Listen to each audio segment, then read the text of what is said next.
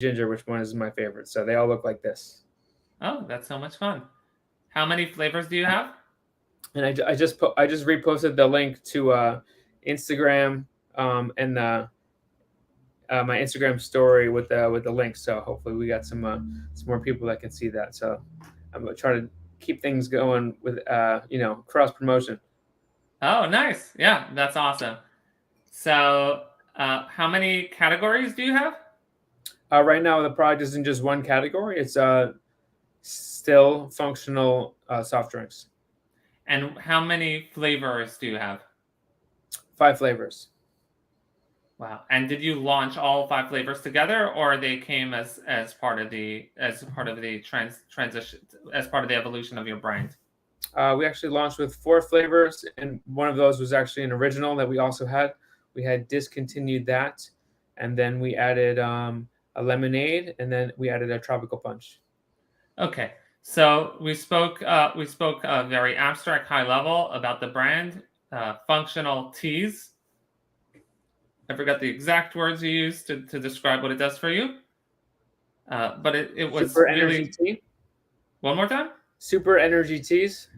super energy teas. If you could unpack that for us, if I go to the grocery market, I open the shelf, there are many teas that market themselves as functional teas, or I don't know many, but there are a few. What is unique about your tea? Yeah, what's unique about our tea is that first of all, it's super clean ingredients, low calorie, only 20 calories per 8 ounce cup, and we don't use any artificial sweeteners or flavors or colors or preservatives. So really clean and healthy. And then we balance it out with a nootropic and adaptogenic energy blend. So you get a really sharp focus and keeps you sustained, so you can have a good sustained natural energy. So I'm exploring the product with you, and I'm noticing the product is essentially made of two category components. One is that the tea is all natural, completely clean, nothing artificial. And the other part is more the functional part, is the actual functionalities and all those things that make it so super, that give us that. Could you take us through both what the actual ingredients are sourced from, and then what all the functional ingredients? Sure. In terms of sourcing, for instance, I have the spicy ginger here. This is brewed with the organic green tea. The organic green tea, it's also fair trade. It's fair trade sourced through um, India in some fair trade communities. So we pay an extra premium on the price of the tea to help them like reinvest in their communities. So that's like the sourcing of the tea, which is the main component, obviously, of the product line. And then in terms of the functional ingredients, so we have a nootropic and adaptogenic energy blend. So that's going to give you green tea extract, which is really high in antioxidants. So we had extra green tea goodness in there. L-theanine, which is a nootropic that stimulates your alpha brainwaves and it puts you in a more of a relaxed, alert mindset. It works really well synergistically with caffeine. Some people would say that it curbs the jitters or helps you not get so anxious when you have a lot of caffeine. It's naturally in green tea also. So what we did is we added extra L-theanine since we also have extra caffeine in here to give you some similar of a ratio as you would find in nature that's known to help promote that good, still calm focus. Then we also have L-tyrosine, which is another amino acid. This is actually a precursor of dopamine. So that'll give you some of those benefits that you might otherwise get from completing a task or going for a walk, fresh air, things like that, that usually are known for, dopamine. And then that also is adaptogenic. And then we have natural caffeine, of course, which is the main source of our caffeine for our product that we're adding. That is actually from a green coffee bean extract. Super clean caffeine, and it has a sustained energy blend in it, but it also is very stabilized. So we have a good concentration of caffeine. We want to make sure that's reliable. And then we have ginseng extract, which is also an adaptogen, and that is known to help promote um, basically for stress relief. So adaptogens are antioxidants that are known to help cause like a reduction in either biological, chemical, or physical stress. It's basically what an adaptogen is. Ginseng is probably the most well-known source. We're using a Korean Panax ginseng. It's one of the strongest ginsengs, and it's also a concentrated version of it. So we have that consistent supply of ginseng, which is part of a proprietary nootropic and energy blend. We looked at other market-leading products in terms of ginseng and made sure that we can replicate those ratios to give you the benefits that you deserve that ginseng is actually known for. So that's the nootropic and functional ingredients. That was amazing. I wanted to ask you what Thanks. I wanted you to break down the nootropic and the adaptogenics for me, and you already did that before me asking. So that's pretty cool. You really because these terms have become cliche terms. A lot of people are using them, but we want to know how that actually affects us. What does that mean to us as the regular consumer, not just some buzzwords. So that's pretty cool. Would you consider yourself a specifically a tea company, or more of a functional company that happens to be serving using tea as a medium to service your functionality, or do you consider yourself directly a cross between the two, and your company is essentially to harmonize the two and allow us to get the best of both worlds? Yeah, I'd say our goal is to give you the best of both worlds. So, like you said, I've always loved tea myself, and I've always been brewing teas and experimenting with different energy blends, and grew up drinking tea. So I'm always trying to find ways where I can put more tea into my diet because I know the health benefits. So naturally, me having trouble concentrating from always when I wanted to create a caffeine blend, I'm going to use tea as the base. So yeah, you get the best of both worlds for sure. Cool. So it sounds like it really started because you actually appreciate tea. And it sounds like tea was something you were very, very bullish on. You liked the idea of tea, including the health benefits, possibly the experience of drinking tea. Why did you decide to combine the two? You could have came out with a tea product, and you could have came out with a functional drink product, or a functional product in the form of supplements or in the form of a different drink. What inspired you to put them together, and what benefits did you see in putting those specific ingredients with the tea? Well, for me, like I was saying before, I've always had trouble concentrating, just like a lot of other people.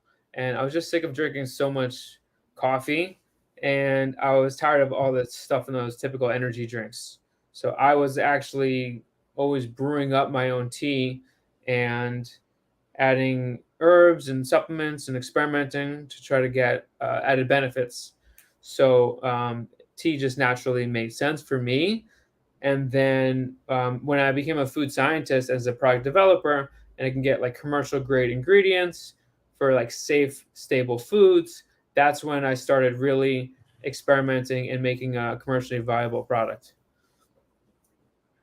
Got you. So it sounds like you essentially enjoyed the experience of tea. You wanted the benefits of those functional ingredients. You became a food scientist, and we'll get into that journey a little bit in a little bit later down the interview. And now you're essentially able to make it for yourself and bring it to market eventually. That's Exactly. a cool story. And so far we've been focusing very, very much on the brand. So that's a lot of fun to really hear that, how I don't know if fun's the right word, but it's impressive to hear the actual properties of your brand, of the product that your brand sells. Now I want to move to the origin story. I know you've actually alluded to that. becoming a food scientist, creating the product for yourself based on your own needs, based on both your experience with the tea and wanting those benefits of those functional properties. When did you start the company? 2020. 2020. Is that when you just started ideating? Meaning it was an idea. At what point? How long did it take from 2020 till you went into production for a first prototype? Let's say. Our first product hit the market on January 6th, 2020.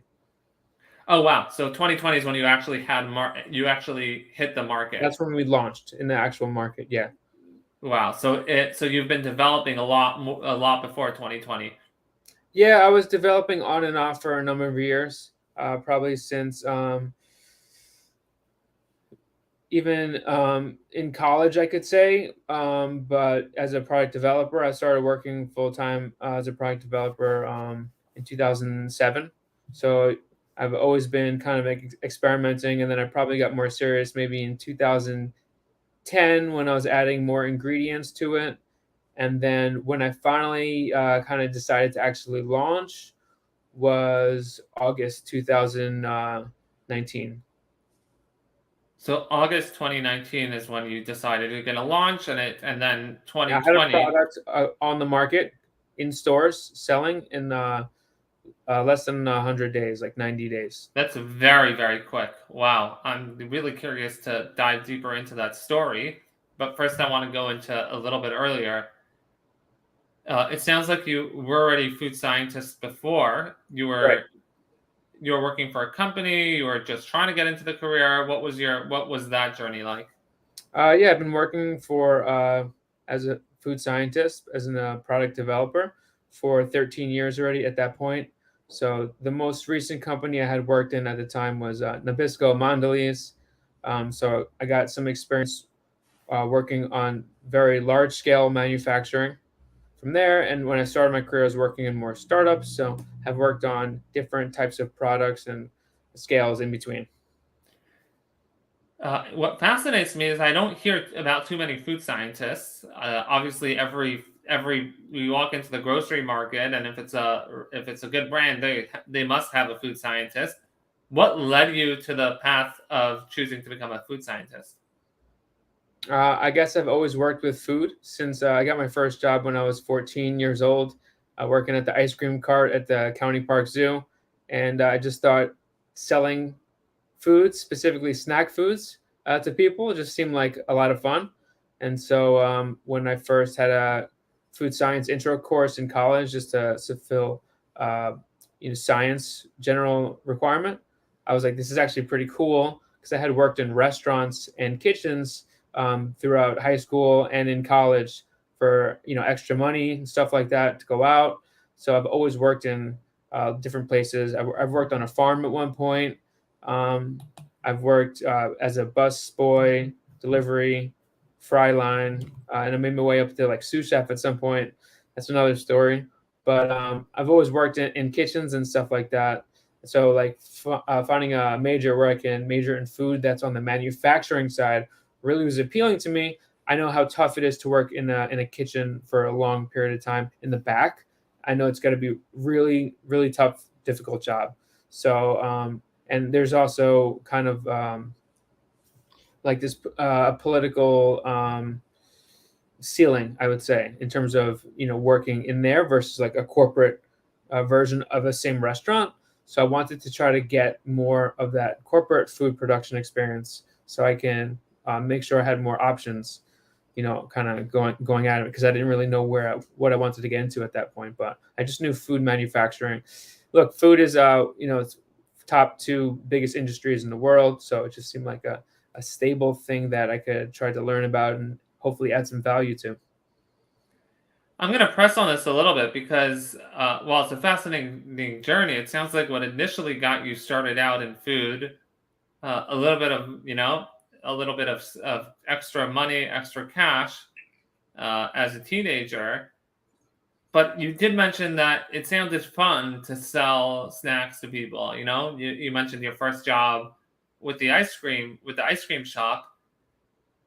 How exactly does that transition to working a corporate job into in a company being a food scientist? I would imagine that that's not the same fun as selling ice cream. Am I missing something, or is it that once after you had that fun, you discovered that you could develop this other passion? They're both a lot of fun. I'm gonna be honest.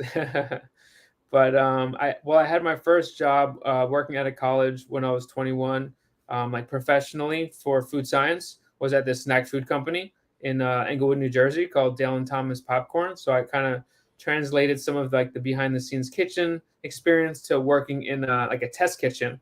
We're working on new flavors, new products, new innovative snack food products that we can use with popcorn and bars, chips, clusters, a lot of fun confections and stuff like that. So it was a lot of fun to be able to use some kitchen experience and then apply it to product development for making commercialized products. So that was a lot of fun experience. I worked there for 7 years. Not bad for a millennial, right? Not bad. So yeah, and then I got a job at Nabisco after that, after working as a consultant for a year, but eventually made my way to there, which it definitely is an incredible place to work, and it's one of the hardest places to get into as a food scientist. It is a lot of fun to work on product development at that scale.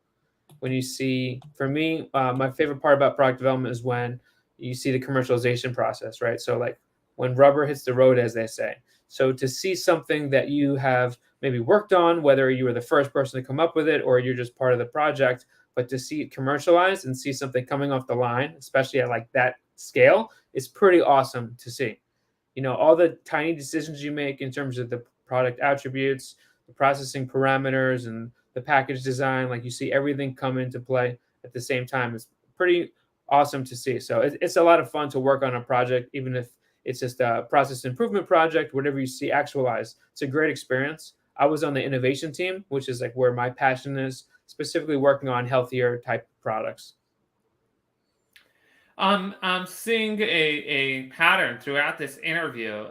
You keep on bringing fun, and also more than fun.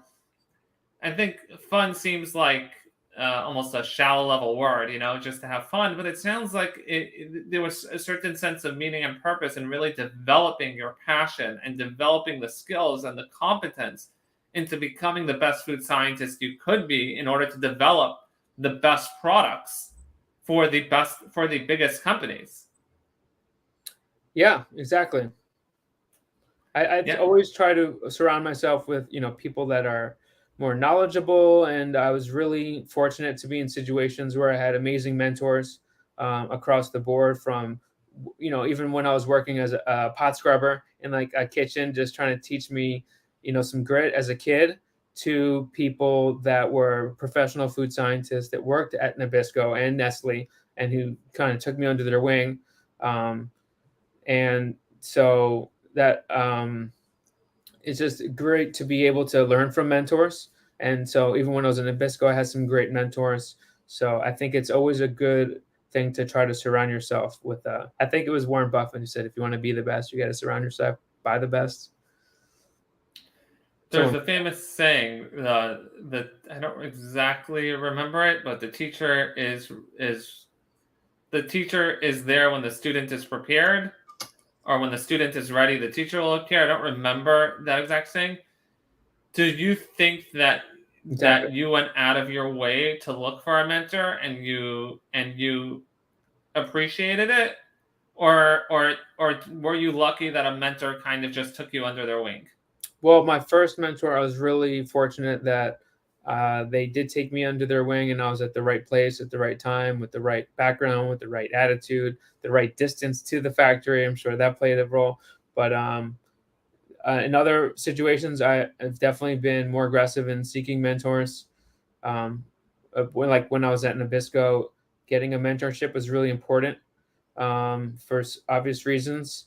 So I was fortunate to be in a situation where I could get some great mentors while I was there also. And I try to seek mentors now. I've volunteered some of my time as a mentor to help other people with product development, because it's not just having a recipe and trying to find a factory. So part of my consultancy, sometimes I will help mentor, and then I volunteered for an organization called SKU, last year and the year before, helping mentor to try to share some rudimentary but really important fundamentals of food science and product design and commercialization. So it's definitely important. So I definitely want to do more of that when I have time. I had to take a break because I kind of have my plate full. But yeah, anyone that can have a chance to get a mentor to try to help them do what they're focusing on is obviously one of the best things you could do for yourself. Now, I want to go into that journey through it with Nabisco. You did mention that it's one of the hardest jobs to get. Can you take us through how you got it, what you think contributed to you getting that job? Um, Honestly, I think that I was right place, right time with the right background, the right passion, and proximity, I guess, right? So all those rights. But I'd say that also, there, I never thought I would be one to go into like more of a corporate environment. I've always been more in like startups and more, I guess, less structured kind of companies. But I just thought that it would help me fill in some gaps that I might have had in terms of you know total knowledge. And but I think the thing is, when you kind of like apply to places like that, you really want to make sure that that's right for you. And I think a lot of people are against this kind of like corporate feel, right? And for any reasons, obviously everything is very personal, but I think that if you actually want to experiment and yourself and explore in terms of trying to learn about that type of environment, you got to be like all in. So when I decided that I really wanted to try to get a job there, I was like very convicted about it. So I think that has a big part to play when you're trying to get a job like that, to show them that you really do want the job, you want to help out, you want to learn what you can to help their organization improve, whether it's some products or healthier products like I try to always work on, or just in general. So I think that the passion, I would say, in terms of product development, is probably like a big part of how I got. They also had a project that they needed someone that I had like really, really good similar experience to. So I think that could have been about 90% of how I got into. How long did you apply for? I had applied to internships actually at Kraft, which was their predecessor company before they split, and to Cadbury, which is another company that was acquired by Kraft that later split to Mondelez multiple times. So that was back in as early as 2005. So you could say that I was trying to get a job there for 10 years. But when I actually applied to the role that I saw that was open, then I decided that I really wanted to work there after like a bigger part of my career. Um, it was like a few month process for sure.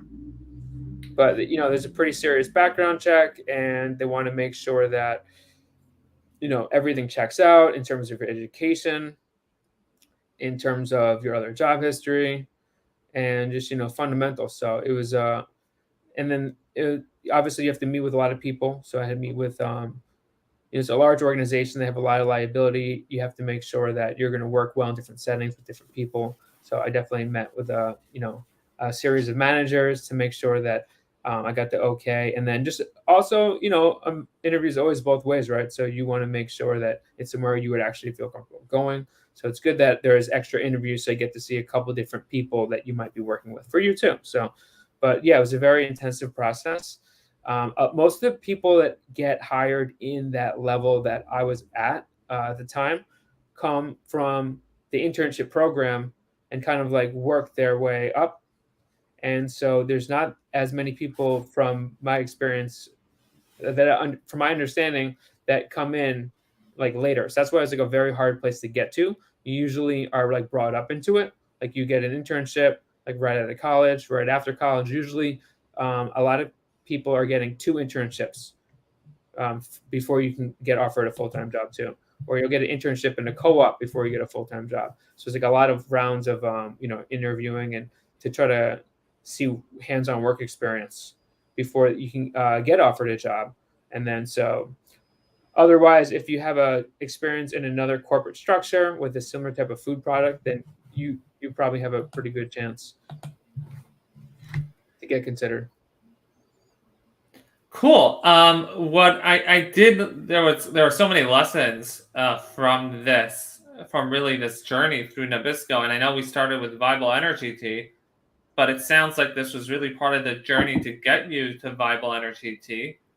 What I did like about it is, despite the fact that you weren't essentially groomed from their internship program, which is the typical path, you still saw the value, and you came from a startup world, which kind of, if I use the word, will despise the corporate environment. You felt that there was what to gain and what to learn being in a corporate environment. You seem very appreciative of that, and with the right attitude, with the right ambitions, and being, like you said, at the right place at the right time, with experience in the role, they needed someone like you. So it made it essentially made it a good match for them to hire you. What's also cool is that you look, the way you're describing the interview. To me, it sounds like a gruesome process, and you're the way you're describing it. It's like you're playing the gruesome process back at them, and you're interviewing them just as much as they were interviewing you. So, and it almost takes away some of the stress off of it, because then it doesn't only become, do they want me? Am I good enough for them? But do I want them? Are they? It's not, am I good enough or are they good enough? It's not an adequacy game. Is this a good match or not? And Yeah, is it a good fit? Yeah. Yeah, and I think if we approach jobs or business with this mindset, it relieves a lot of the pressure and allows a very organic and natural relationship. Yeah, I definitely agree with that. Yeah, so that's pretty cool. Now let's see how that. So that was the last job. How did you transition from originally in startup world as an employee, getting into the corporate world, and then using a lot of those skills to start your energy tea company? You already explained what motivated you to start it, but really, what was the transition period from Nabisco to product launch of your own product? It was actually really challenging in a lot of ways. I had to plan things on my own, and I had to figure a lot of things out on my own. I had to fund on my own, and it was really difficult to kind of execute everything by myself, because I'm a solopreneur, solo founder, so I don't have like a co-founder, and it's been liberating in a lot of ways, to especially coming from that most corporate level, which is the last place I was at, to organization of one for the most part, where I don't have there's no red tape, there's no tape. There's still obviously regulations and policies that I want to follow, and there's definitely regulations and policies that I need to follow for a food product, of course. But in terms of approvals, I can avoid having to do that. So if I want to make a decision about something, whether it's a small or large decision, I can go through the pros and cons with myself and make sure that it makes sense. I also have advisors that I'll reach out to, or other industry colleagues and founders, and try to get feedback on things that are really important, so I don't just make any rash decisions. So I'm always getting feedback from other people, other mentors, to understand what the right thing to do is in different situations. But in terms of like foundationally, like financially, I started consulting. So I have a consultancy called Apple and Orchard Labs, and I help other people with product development from apple to orchard. And I love that. helping people for the last 2.5 years, usually working on 4 to 5 projects at a time, and it's been really consistent. since right when I left Mondelez. There's been a lot of people that have reached out to me in terms of wanting help, whether it's short term or longer term, or just quick questions of product development, commercialization help. So I've been really fortunate to have opportunities to learn some of the things I have about product development and commercialization, so I can help people out and not necessarily have to work at each place full time, in kind of like this older school paradigm where it's like, I need your help, work for me, or it's, I need your help, can you help me with something, so I've been able to be more flexible and more of like an agile working flow, with working in and out of couple different companies, or as needed, ad hoc, or on a project basis. So I think that's definitely like a win-win-win situation. And even before the health crisis, there was people that were open to flexible working and were remote working, and so I had, from January, uh, not had a problem with working remotely, doing my work from my own kitchen lab, and so it only got easier to work remote. So ever since then, I've had a lot of people that I work remotely. I also work on site if people need me to supervise a production trial or production startup, help collect data, manage the samples, send everything out for lab testing, get the results, do a report or analysis of the results, and then next step recommendations for like a next trial, and just help kind of bridge the gap on the commercialization process. Also, I've been helping a lot with that, some of the in-person stuff, and then innovation planning. So kind of things between, from white space to turnkey manufacturing. So it's been really busy, and that's kind of how I was able to transition. So that made it a lot easier because I was able to um, make my own schedule, be more flexible. I'm trying to get into stores. You have to be there at between like 7 and 10 a.m. sometimes. You can't do that if you have a traditional work, to try to meet the buyers of some of these more mom and pop stores or bodegas, or convenience stores, whatever it might be.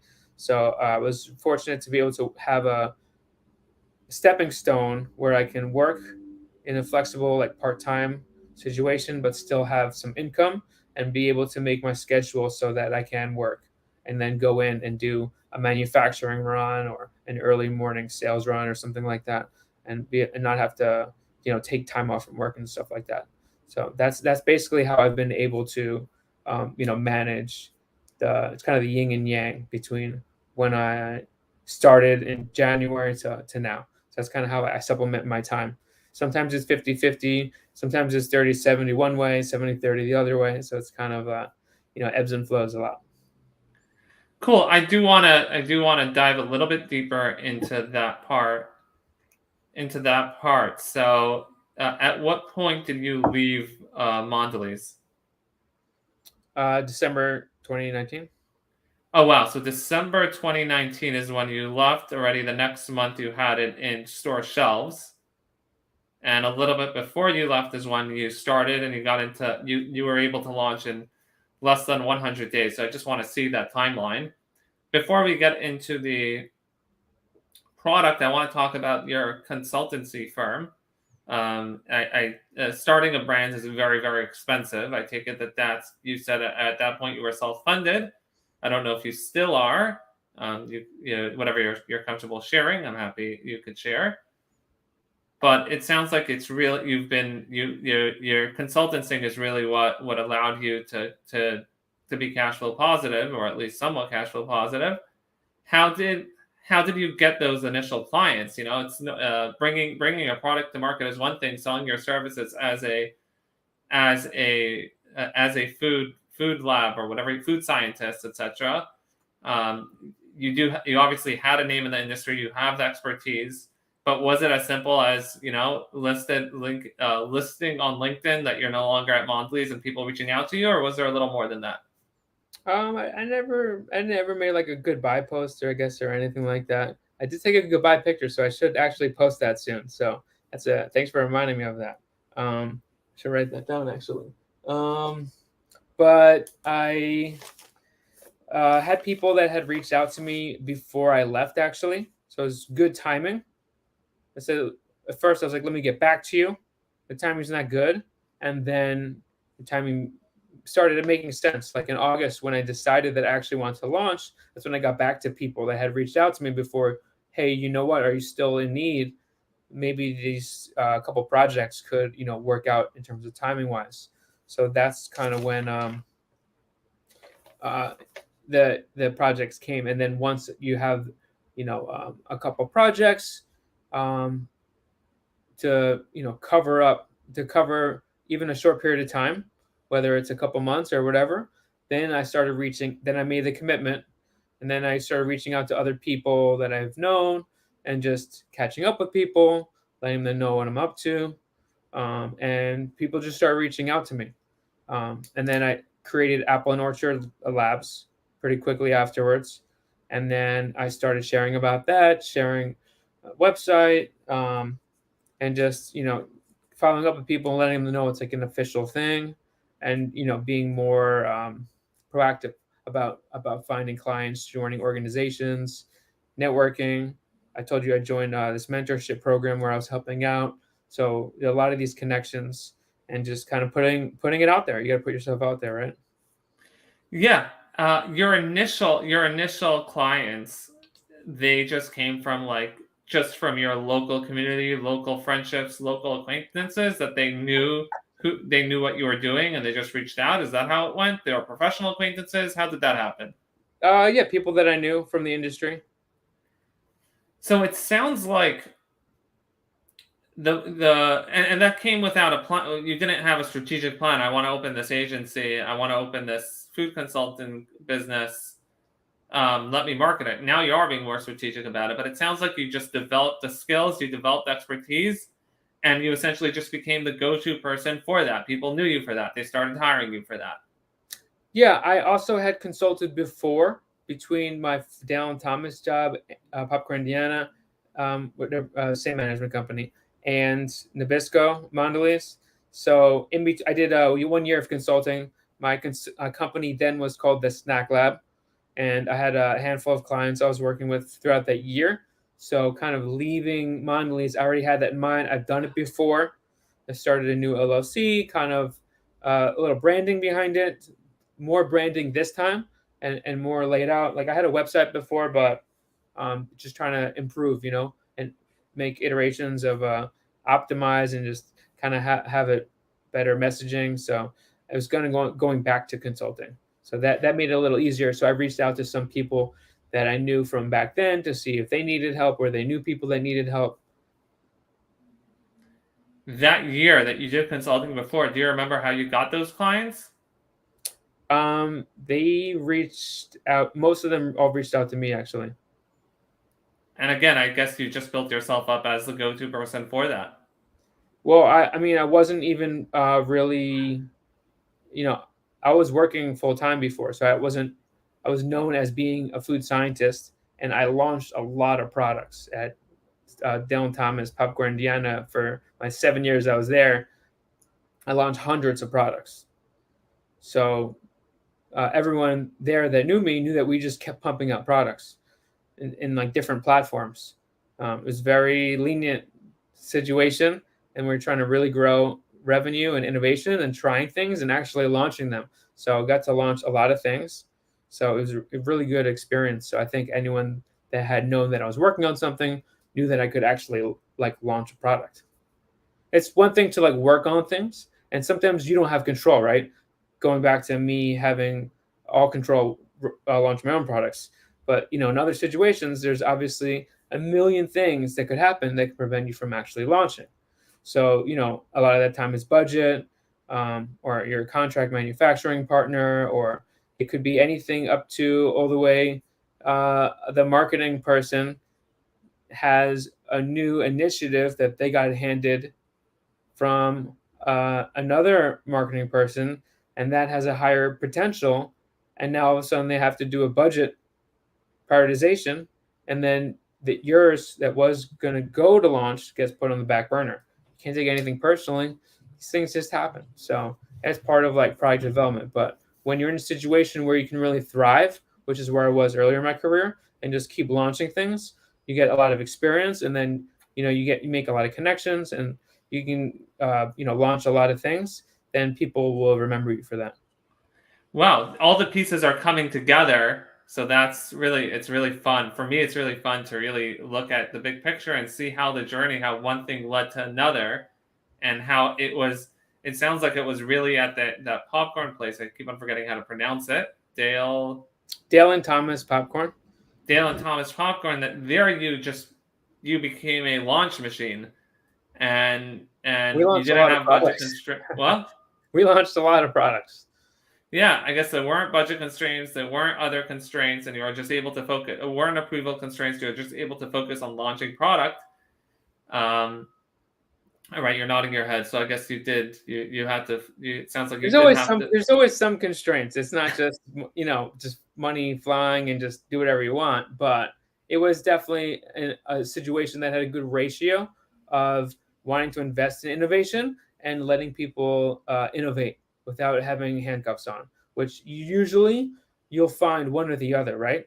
So I'm like, do whatever you want, but here's our budget, and it's like, well, I can't really launch things, or it'll be like, here's our budget, but you have to follow all these procedures. And it's a very rare situation where you're going to be somewhere that's very innovative and wants to be cutting edge and has money to fund it and doesn't put a lot of constraints on you. That's very, very, very rare. So it was a really great opportunity to be a part of that. Now, I want to get back a little bit to those early days of launching products. I would imagine, I may be wrong, but I would imagine that the first products that you launched were not as successful as the last ones. Am I wrong about that? What's your thoughts on that? And what allowed you to continue going despite, I would assume, some setbacks? In terms of products that I've launched for other people, you mean, or? Yeah. In When you terms of started at that company, did you have good mentorship to yeah. know what to launch? Or were you Well, you never really know what to launch. People think they do, right? No, but I mean, we definitely had great mentorship. We launched tons of products, so they obviously didn't all land still in the market. I think out of all the products that we launched for them, the brand that's left, I think there's only 6 products. Last I checked the store. Got you. So how did you keep on going despite saying that not everything was a quote unquote successful launch? Well, a lot of things were launching and they were keeping on the market. There was originally 2 different companies. There was an e-com brand that they started in 2005 that was really, really successful in terms of popcorn, snacks, confections, and gifts, kind of really ahead of the time. And so a lot of the products we were launching was for that. In that environment, we had a branded bag that we actually printed the name of the flavor on the bag. So that allowed us to go from concept to commercialization sometimes in as little as less than 2 weeks. Oh wow. Okay, so Yeah, it was built for custom ordering in a certain sense. it was because the way that they had set up the packaging and the labeling, and they also had, it wasn't completely customizable, but if we needed a new flavor and we'd see what was available, usually we can order ingredients 3 to 4 weeks, and that was kind of the limitation. Once we go to launch something, sometimes we have ingredients that were already part of other products, and that's when reuse, reduce, recycle, and you repurpose ingredients that are obviously still good, still in code, still within shelf life, but for different products. And then you can kind of mix them in different ways, or just get one other raw material and then combine 2 other things to come up with a whole new product within a very short period of time. So it was definitely an environment where you can experiment and learn how to be more resourceful also. So it sounds like they already minimized the massive launch risk that was already to minimum. So you really were able to launch pretty rapidly, quickly, and you were quickly able to test. And small batches, yeah. Yeah, small batches, very quick. You already had the 8,000, market. yeah, we could launch as small as a few thousand bags and then just add it to the menu card that goes in. They did product photography upstairs, or they outsourced it, and they could flip things around super quick too. So it was a really good team work there. But there was another brand that was Popcorn Indiana, and that's the brand that got into a lot of larger retail stores. So they got into Walgreens, and they got into Walmart, Whole Foods, and like a lot of stores in between. So it was um, a place where we can test products in a retail setting too, which is good to get the real test, I guess you could say. To some people. Wow, that's such a fascinating journey. Now I want to bring that all, actually, before I bring that all together to Vibal Energy Tea. I know you keep on mentioning being at the right place at the right time.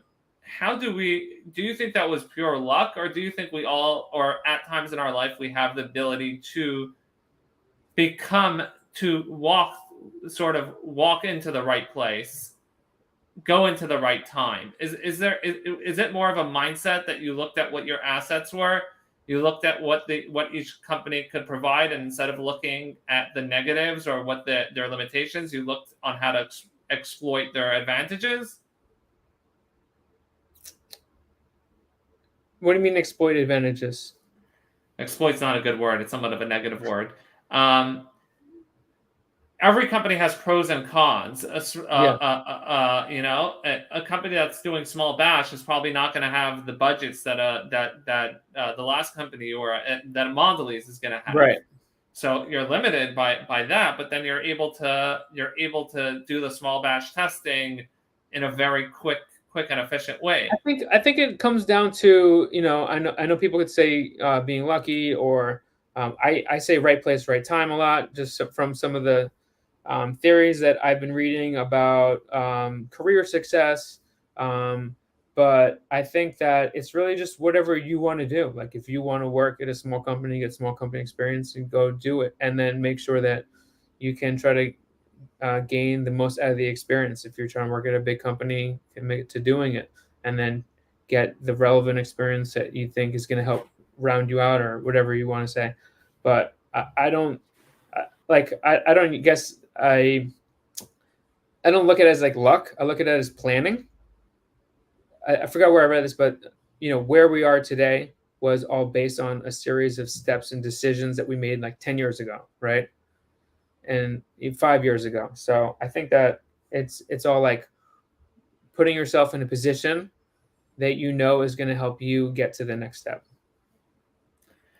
Wow, this has been fascinating, this part of your journey, and really we barely even got into Viable Energy Tea. We've spent a lot of time in the beginning, but it sounds like your career really led you to finally being able to launch your own product in 100 days to get on store shelves, if I heard you correctly. Less than 100 days. That's a fascinating thing, especially since, from what I understand, you mainly worked on the product launches on the innovation side of things, and not so much on the sales and marketing end. So I'm curious how you went from ideation to product to getting on store shelves. I want to go to transition to those first 100 days. Can you take us through that journey? Yeah, I mean, I just launched retail, so I didn't have really much on the website front. So that made like the marketing side pretty light. I think I basically made like one flyer that I'll look at it and I think is like, the most hideous thing in the world right now. But I was so proud of it at the time. And it was only like 2 years ago, which is kind of crazy to see how different my perspective is on a lot of that. But I think that it was just kind of hearing from some people that I know that are other founders about their journey about getting onto the shelf, and just kind of leaning in on my belief in the product. And I talked to a couple store owners before I did my first production. Excuse me, just talking to them about the concept and the product, just to do like a real gut check. Like, does this sound like something that you think you might sell? Like, am I way off here? Or like, they're like, oh, that sounds good. That makes sense. We think that might sell. You know what I mean? That kind of thing. Like, and getting sense, and then talking to some other people that have sold to direct mom and pop or bodega or, small chain stores before. And it is a very, very different selling process versus trying to get into a retailer, like a large retailer, which is something that I'm trying to focus on doing right now. And we've been talking to a lot of retailers, and excited to find out who the best fit's going to be, and the first one that we'll launch with. But it's a very different experience versus selling in on the street, you could say, and it's completely different, I guess, social setting and skill set or presentation that you need to do, and different deals arrangements and discounts, promos, and totally different kind of mindset. So having a couple early on conversations and getting a feel for that, I felt comfortable enough that I was confident that I thought at least a handful of stores would be willing to take the product on before I did that production. Well, so you didn't have pre-orders, but you had promising conversations with Yeah, with a handful of stores. It sounds like. at least a few couple or a few, or I knew that there were other stores that were similar that I knew someone who knew someone or something like that. Where yeah, a couple definites, and then a few like promising, um, no promissory note, but yeah, promising opportunities. So it gave me a lot more confidence going into the production run. But it definitely, a huge learning curve, I guess, to like your question. From I've always been like a behind the scenes guy. Like when I worked in restaurants, I was in front of the house. I was back of the house. I was the guy in the back, pot scrubbing or a busboy or delivery, not really a front of house guy, like front facing at all. And was always, even when I was working product development, you're in the lab. They keep you in the lab.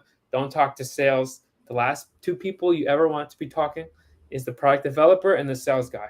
Like they should be kept separate at all costs, right? Because then they come up with all these ideas, and who knows. But I've never really had that front facing experience. So that was definitely the steepest learning curve probably. I never heard that before. Don't keep the sales guy next to the product developer, and it makes sense because the Don't sales ever guy do will it. promise everything, and the Yep. product developer will say, "I can do that," and then it's going to cost $1 million. Yep. They probably come up with some great ideas. Cut a lot of the in between stuff. You want to pay to be on the fly wall in that room for sure. Yeah, One guy knows really what sells, the other guy knows how to make it. So that's pretty cool. What? How big was your first production? I did about 1,000 bottles. 1,000 bottles. And how did you come up with the pricing for the stores? Because selling manufacturing a thousand bottles is going to be pricey on a per bottle basis compared Right. to other stuff. Yeah, you can't base your selling price off of trying to make a profit based on the cost of goods that it cost you on a small batch like that, or even a batch that's bigger than that, or even the batches I do now. I don't necessarily base the cost that I'm selling off of based on that, because it would be absurd. When you make small batches, you pay through the roof on ingredients, manufacturing, and labor. So, and packaging, of course. So you really need to think about the path to profitability and what does that look like, and then you have to eat it on the chin basically until you get to a point where you're at least breaking even, and then understand that path to profitability. But the pricing structure should be, at least in my opinion, based off of um, where you think it could and should be on a sustainable level once you get into, let's say, at least small to medium scale manufacturing. Because large scale is like all the way over here. That's a completely different, like knowing what that looks like in the snack food world, and understanding the volume that a lot of the larger beverage companies make. Large scale manufacturing is an entirely different beast. You would never want to get quotes based on that and then determine your pricing structure for profitability based on that to start, because then you're going to have this huge middle space between when you have incubated the brand and until you can exit to a strategic, and you're going to be just uh, gushing out all cash the whole time. So that's one of the reasons that I think consumer products is such a difficult industry. It's understanding the initial pricing structure. So I think even medium um, size manufacturing I think a lot of people have different opinions in general about like what's small scale manufacturing. 1,000 bottles, that's like nano size manufacturing, right? And in terms of like large scale manufacturing, I think people have their own opinion about what that actually is. So if you just consider most mids, what's actually mid scale manufacturing is probably what most people think large scale manufacturing is. So that's when I say small to medium scale. That's where I feel like is a reasonable place to base your pricing structure off of for that larger sustained growth period for your price to profitability. Cool. That really answered my question, because it sounds like your initial pricing is really, you could even, it may even at many times be worth taking a loss because you're paying to test the market. And Right. you know, better to lose 2,000, better to test and take a $2,000 loss than getting it for a tenth of the price, but then gamble $1 million that you don't know if it's going to sell or not. Like, people don't always know how to make that calculation. Yeah, and it really depends on how you're funded to be able to make those decisions too. But I agree with you. It's better Yeah. to fail fast. They say fail early, and then learn from your mistakes. And then if you start too large and make a mistake, that's a very expensive mistake. Yeah, so this is really, what's interesting is it sounds like this is continuing the pattern that you learned at that first company, Dale and Thomas. Dale and Thomas, that Yeah. just those small production runs get it into the hands of the couple key buyers, etc. I usually transition to the marketing. How did you get it into? What were a few things you did to bring it to market? You already addressed that. Initially, you literally had conversations with key buyers at a couple retail chains. You mentioned that your new goal is to get into the bigger chains. I shouldn't Yeah, not say what I necessarily a new goal, but now a more primary focus. got you. At any point during that time, did you start doing more? What did your marketing strategy evolve to during that time? And did you have and at what point, if you ended up going e-commerce, at what point was that? Yeah, well, I mean, I've been really focusing on incubating the brand and making optimizations based on the flavor, the packaging, the label, the overall branding, the functional ingredient blend, optimizing all that before I want to really scale and go to a large retailer. So we're really incubating and learning, test and learn, iterating, optimizing, kind of like computer, industry. You really want to keep putting out the best, better and better versions before you really scale. I think, and sometimes there's different ways to get that information. Sometimes a lot of it's gut reaction. In my situation, it's talking to a lot of people, going to farmers markets, pop-up markets, arts and crafts markets, and we're just talking to actual people on the street, getting feedback. Where people, they have no skin in the game. They're just usually pretty honest. Sometimes maybe a little too honest. I'm just kidding. You can never be too honest when you give feedback, but I think that it was really important that I can get these learnings to try to improve the brand before we go to a retailer. Where we've always said in consumer testing, whether it was in a smaller or larger environment, you really want to get that 80% mark, where 80% of the people think it's pretty good, right? Or have a purchase intent, or overall liking, right? Whichever one of those metrics is the most important to you in your organization.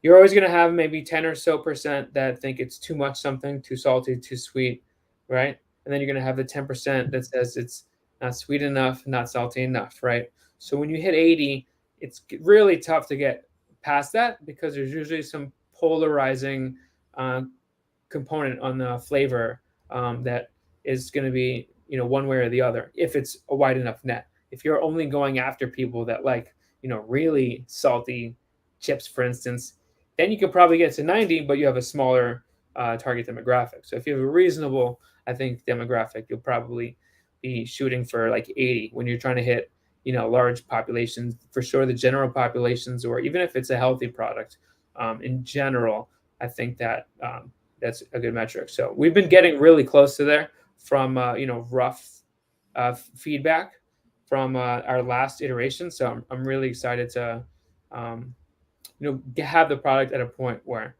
we feel that we're ready to scale.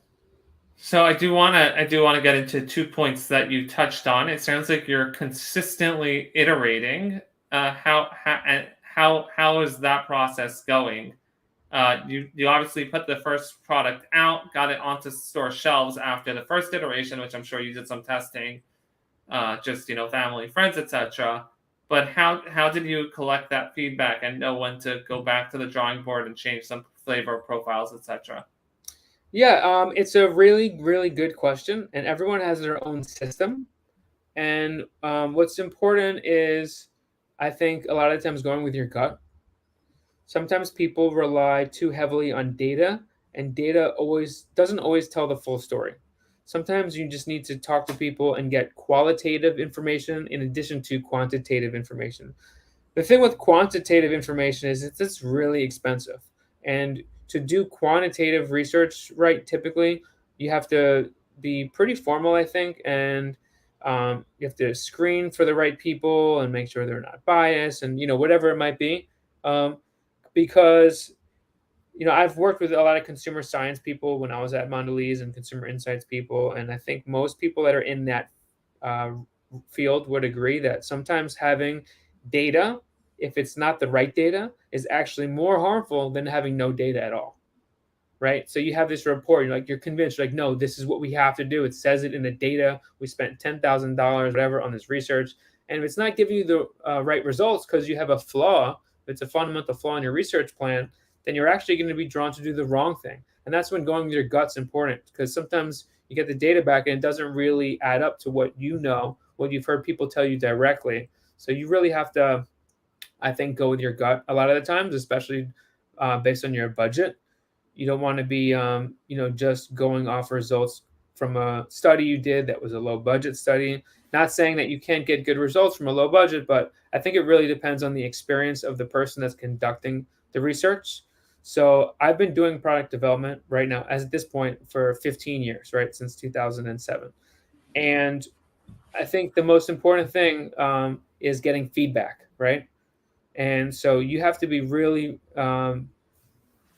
aggressive in getting feedback. So, when you're asking people, what do you think of the flavor? What do you think of the color? What do you think about the texture? What do you think about the effects? All those things, whatever you're doing, and constantly asking for feedback from different people, and taking data points in and understanding where that is. So I think once you've done that a while, you have a way to filter feedback, right?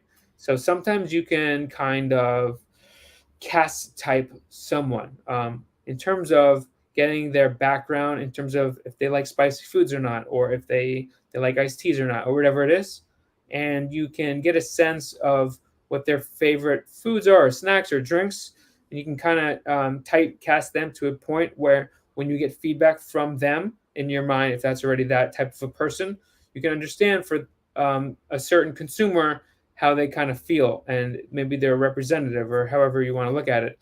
And then the more you do that, I feel like the more skilled you are at going with your gut to get feedback. So it's kind of like an experience thing. It's a little hard to describe, but I feel like just making products and making iterations and getting feedback from lots of people and having real conversations with them about like what products they like, and understanding where someone like that should fit on a scale of feedback, is really important in terms of getting the optimizations based off of getting feedback from the right people at the right time. To use to turn it into a little cliche is it's a very contextual, it's a contextual immersive experience, and it's Yeah. anybody who's in a field for a certain amount of time, they subconsciously know what to look for. They know the ins and outs, etc. Yeah, so I And totally it's get that. also the nuances of the way someone says something. You have to understand if someone's just telling you something because it's lip service, right? Sometimes people will just tell you what they think you want to hear. And that's why a lot of people say don't use feedback from a farmer's market. People are in person, they don't want to insult you, but you have to understand and be able to read whether you think the person is being genuine or not, or usually if they're with someone else, a friend, they're more likely to act like themselves. So it's harder with a one-off person. But when you get feedback, you have to definitely think about it contextually and make sure that you let them know that you're looking for honest feedback. Because a lot of the times you ask, "Oh, what do you think?" People are like, "Oh, it's good," and they'll walk away, right? And then you're like, "Hey, can you give me some honest feedback?" And you set the expectation that you're not just looking for feedback; you want honest feedback.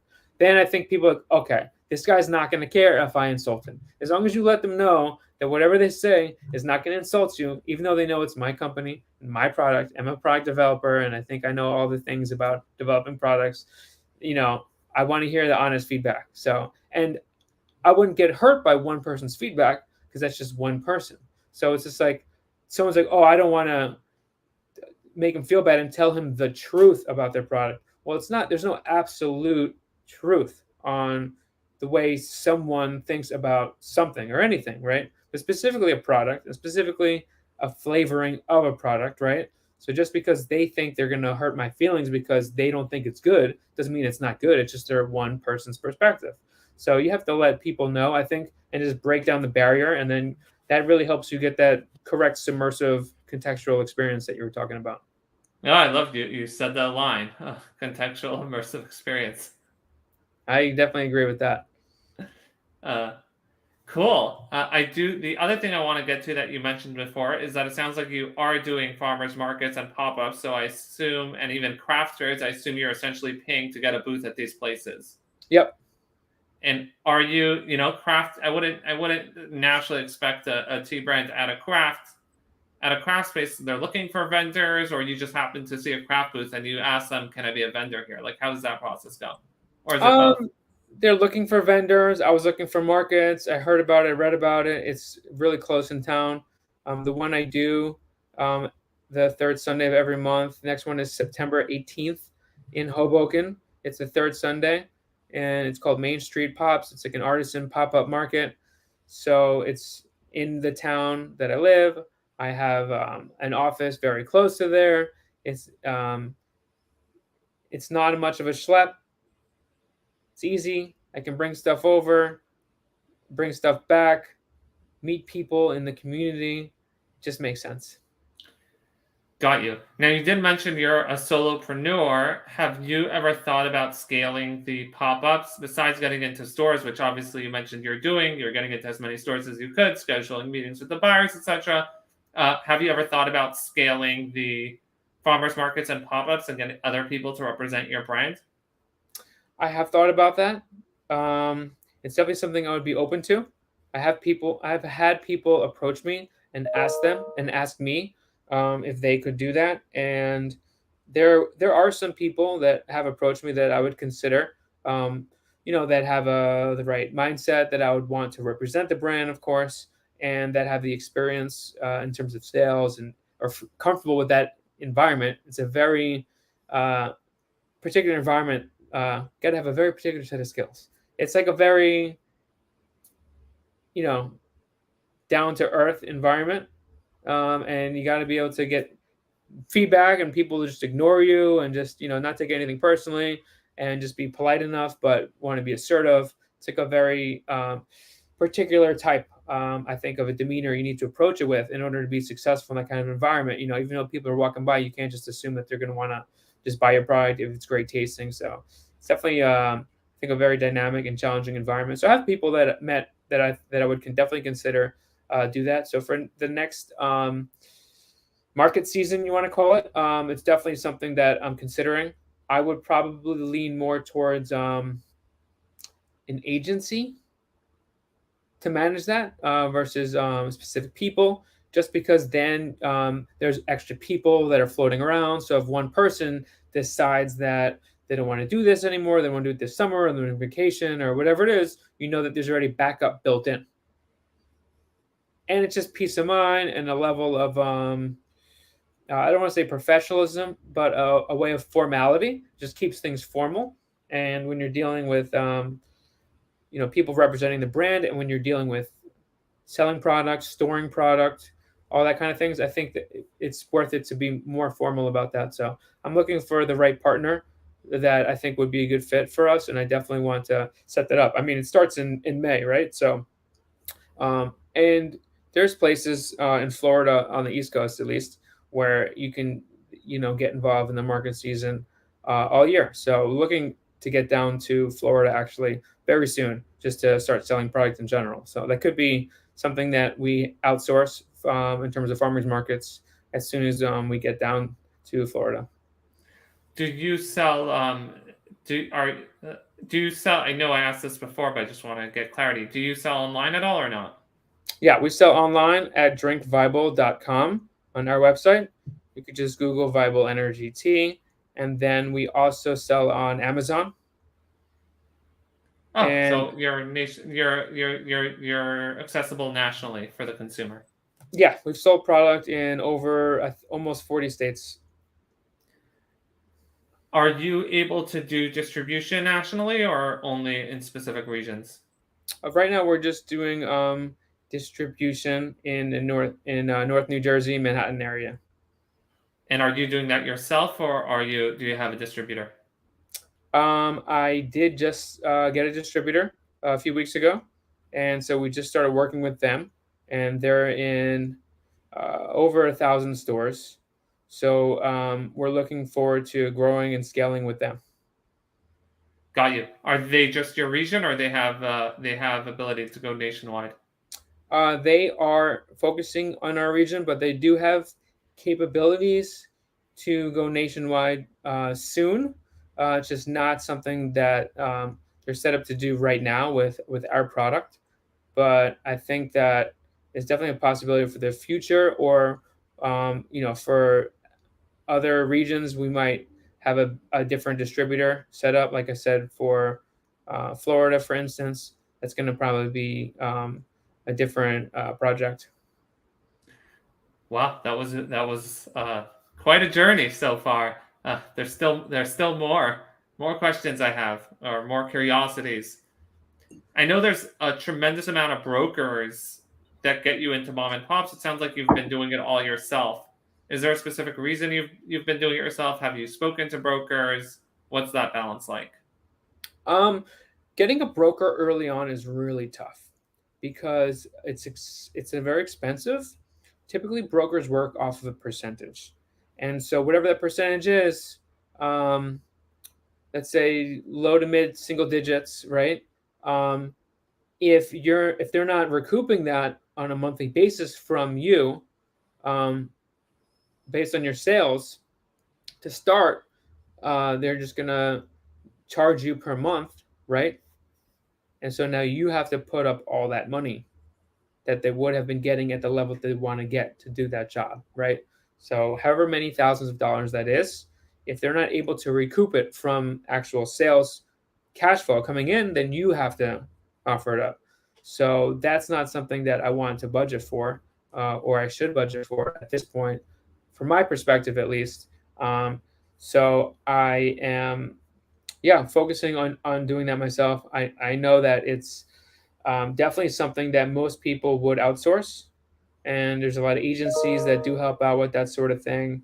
Um, I think that it's definitely something that we might consider in the future, but have already had conversations with retailers, um, going through traditional route of just direct, whether it's getting in contact through them through the actual website or through resources like RangeMe, and just really applying like an application. Here's my product. Here's all the paperwork. We're really interested and love your store, and just going direct, and have gotten responses from a handful of really large retailers already, and have gotten good feedback about the product. And so, in early conversations with a couple people, I don't know if the timing is right for everyone we've talked to, but there's definitely some people that are interested. So, I mean, if for whatever reason there's a large retailer that says we won't even talk to you without a broker, and it's a really important retailer for us, then we would definitely consider getting a broker for that, or seeing if they had a broker they would recommend for that. I know that when it comes down to the brass tacks and the nuts and the bolts and where rubber hits the road, there's a lot of things that you need to do in order to get set up with a new retailer. There's a lot of paperwork. Um, there's a lot of forms. There's a lot of formalities, right? And computer systems. There's SAP and like all this other stuff. So someone that knows all those systems is obviously beneficial for both you as the brand and for the retailer because they know you're not going to ask a million questions and they know what's going on. So I definitely see the benefits of that. But if you're able to navigate through that and fill out the paperwork and fill out the forms and sign up and get set up in the system and get your SAP and ERP to line up and figure all that out, then you don't necessarily need to outsource it, right? So I'm in the camp that I want to try to figure out how to do as much things on my own as possible. And I think once I fully understand something, then it makes more sense to outsource it because you have a sense of what it costs or what it takes and how it works and some of the things to look out for. And I don't want to like reinvent the wheel on every single little thing, but I just want to get at least a broad level understanding of something, how it works, and what the situation is, what the processes are, so I can do a better job at managing the person that's going to actually be taking care of it. Also, not ask a ton of stupid questions. So I think it's important to kind of roll up your sleeves at least a little bit for anything you can, just so you can have a better understanding of like the macro picture. So I think in terms of the broker thing, that's definitely one of the things that is definitely similar to that. So yeah, I'm gonna stick it out for now, and we'll see if we need to get one in the future. Cool. I really like that approach because essentially going directly to broker or starting to outsource too early, you're outsourcing for expertise, which is nice, but you don't get that holistic view of knowing what your specific brand needs. What do those retail chains need? Once you know what they need, then it makes sense. You'll know which broker to get, make sure they're able to service that company, etc. So that's really cool. How many stores are you in currently? About 50. You're in about 50. I assume mainly mom and pops and some smaller chains. Yep, mom and pop, smaller chains, some bigger banner names that are independently owned, like some Exxon Mart, Tiger Mart, some of the Shell stations that are called Fresh Mart. A lot of those, it's part of the independently owned convenience um, sector, but they're independently owned. But definitely, if you can do well there, it's a very scalable model. Now I want to get to funding. Until now, it sounds like you are self-funded. Are you looking for funding, or you want to go to the quickest path to profitability so you're not dependent on funding? Well, I definitely think that a good approach would be to try to converge getting appropriate funding while you're approaching path to profitability. I think you kind of want to go towards both of those converging at the same time. We are investigating to start looking for funding. We're not actively looking at this time, but it's definitely something that we're considering for the future, near future. Got you. Wow, this interview so far, it was loaded. You went through a lot. We will start wrapping up in a few minutes. But just I know we have a LinkedIn audience. I know there's a lot of professionals. I know you're looking to do a lot of the stuff yourself, but is there anything specifically that you're looking for in terms of any professionals or any team members or services, or even just types of stores that you're trying to get into? Yeah, I mean, I'm always looking to network and connect with people, whether they're mentors or beverage professionals or just want to chat, are looking for food science help, R&D, or in the industry and just want to grab a bite to eat and catch up. I'm always happy to network with people and connect and see what happens. Now, something I didn't ask in the beginning because it's somewhat personal. I keep a strictly kosher diet. Are you kosher certified yet? It is not. Are the products able to be kosher? Yes, All they're the made with ingredients? all kosher ingredients on a kosher kosher facility potential. Got you. So you just have to wait until the demand is there for it to be worth it to pay for that. Yeah, I mean, I haven't had any. I've only had a couple requests, I guess, so far. You could say it hasn't, and we haven't had any necessarily like issues that was like preventing us or, um, from any opportunities, as far as I know. From at this point, it is definitely something that I'm considering and will strongly consider for the next production. Any other certifications that you have, or any boxes it crosses in terms of specialty diets, whether it's vegan, etc.? Um, the tropical punch and the lemonade are both vegan, and then the other three flavors all have honey. Got you. Okay. Um, And like I mentioned before, the tea we use organic, fair trade tea. wow. All right. You're getting me excited. I can't wait to try some at some point. Just before I ask you the last question, I do know that you did hint on social media that you have some sort of special for our audience. Could we learn more about that? Yes, I want to offer us exclusive discount only for Joe Berman listeners, only for 24 hours. We're gonna have a 1 day sale until tomorrow at sundown for 6 pack special, where it's buy one get one free. Oh wow, 6 pack special, buy one get one free. How much does it cost each pack? What's the range? Each pack is $27. And how do they access that special? So the website is drinkvibal.com. You can just type in Vibal Energy Tea in your search bar, and the website will pop up. And then the special to get the 6 pack is the just Berman special. Berman special. Oh wow, I love how I got my name in there. Berman special. So make sure I wanna be able to show people that this show moves stuff. So if you're a fan, please order. Go to just search Vibal Energy Tea in your browser in your search, and then put Berman Special inside there. By the way, I just saw that Dan posted it on social media that he's going to have a special, but more than that, it's a total surprise to me. So thank you. I really appreciate that offer for that buy one get one free. And I just want to thank the audience again. We're on LinkedIn Live, we're on Facebook Live, and we're on YouTube Live. This is the Brand Spotlight Show, and we will be replayed as an audio podcast on all those on Apple Podcasts, Spotify, Google Podcasts, etc. Now, for the last comments, do you have any parting words, and where can we find you?